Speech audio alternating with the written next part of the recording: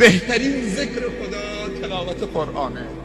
خداوند میگه 2 تا صدا من خیلی دوست دارم که اون رو همیشه بشنوم. 2 تا صداش دوست داشتنی ترین صداها نزد الله تبارک و تعالی است. یکی صدای بنده من هنگامی که با کلام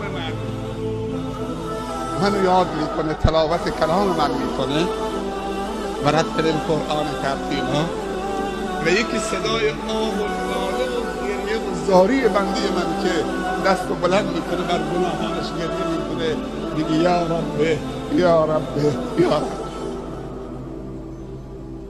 میگه این دومی وقتی دستش بلند میکنه من شرمم میاد که بندم دستش بلند کرده میگه یا رب یا رب یا رب.